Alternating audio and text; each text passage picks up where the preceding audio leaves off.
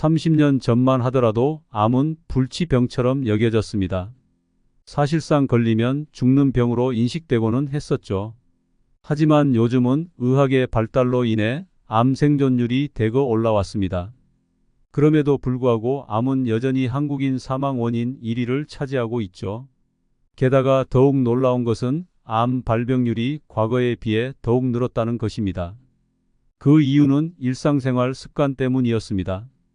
이번 영상에서는 우리가 생활 속에서 섭취 및 접촉하는 발암물질, 유해물질에 대해 알아보고 그에 대한 유의사항을 알려드릴게요. 본론으로 들어가기에 앞서 구독과 좋아요 부탁드릴게요. 첫 번째, 스마트폰입니다. 우리는 시간과 장소를 불문하고 언제 어디든지 스마트폰을 들고 다니는데요. 스마트폰에 있는 박테리아는 변기보다 10배 많은 것으로 검증되었습니다. 영국의 연구팀이 20명의 세균 샘플을 채취한 바 있는데요. 그 결과 사람의 입에서 발견되는 연쇄상구균과 피부에서 발견되는 포도상구균이 스마트폰에서 발견되었다고 합니다. 참고로 연쇄상구균은 유행성 결막염을 유발합니다. 실제로 스마트폰을 사용하고 눈병에 걸리는 분들이 많죠. 그리고 포도상구균은 식중독, 중이염 등을 야기한다고 합니다. 이뿐만이 아닙니다. 스마트폰에는 각종 세균이 서식하다 보니 굉장히 위험한데요. 더러운 스마트폰을 손으로 만지고 눈을 비비거나 머리를 만지고 통화를 할 때도 액정이 귀에 직접적으로 닿게 됩니다. 이로 인해 모낭염, 여드름 등의 피부 문제가 발생할 수도 있죠. 여기서 충격적인 내용 하나 더 전파하겠습니다. 우리가 세균에 가장 쉽게 노출되는 장소가 어딘지 아시나요? 바로 화장실입니다. 볼일을 보는 중 스마트폰을 사용하거나 선반, 화장지 위에 스마트폰을 올려두면 어떻게 될까요? 당연히 세균이 전파됩니다. 비슷한 상황으로 밥 먹을 때 식탁 위에 스마트폰을 올려두는 상황도 포함될 수 있겠죠. 하지만 그렇다고 스마트폰을 아예 안 쓸 수도 없습니다. 그도 그럴 것이 통화도 해야 하고 문자도 해야 하니까요. 따라서 평소 개인의 위생관리가 무엇보다도 중요한데요. 손을 자주 씻어주시는 건 필수적이고요. 주기적으로 알코올이나 솜, 물티슈 등으로 스마트폰을 닦아주시길 바랍니다. 그리고 화장실에 갈 때는 스마트폰을 사용하지 말아주세요. 많은 사람들이 간과하는 사실이 하나 있는데요. 변기에 머무르는 시간이 길어질수록 치질에 걸릴 확률이 증가합니다.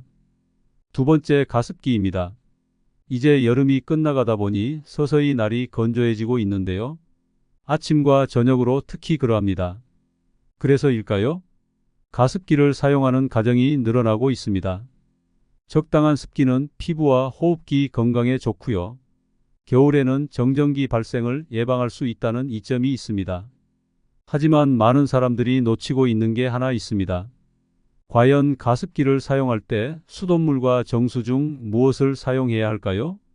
혹자는 정수기 물이 소독되었으니 좋지 않을까 하고 생각하실 수 있습니다.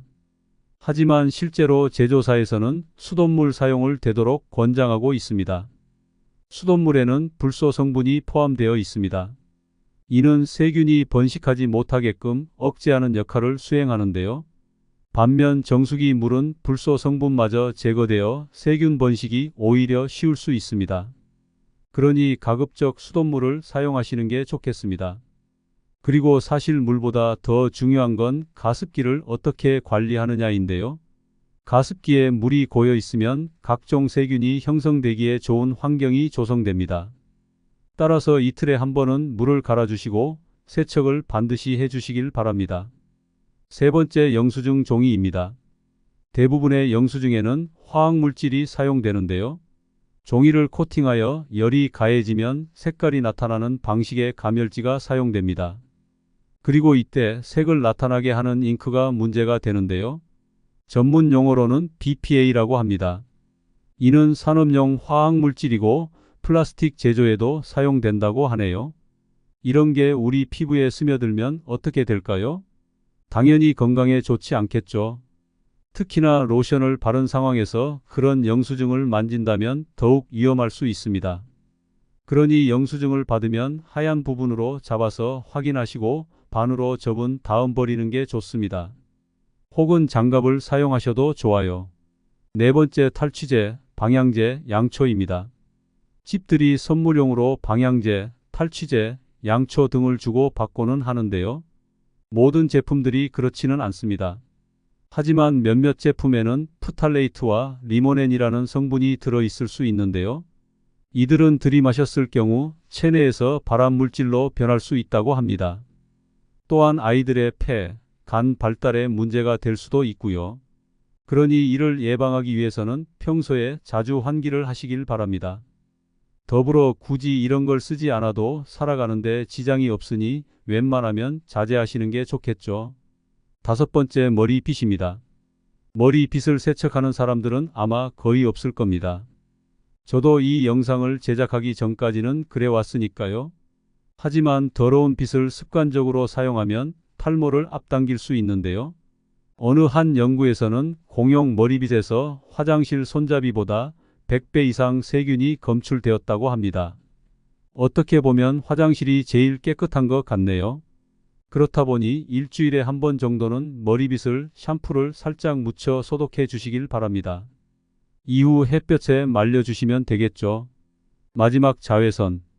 자외선은 태양에서 발생하며 우리의 피부와 눈에 미치는 영향은 여러 가지 부작용과 건강 문제를 야기할 수 있습니다.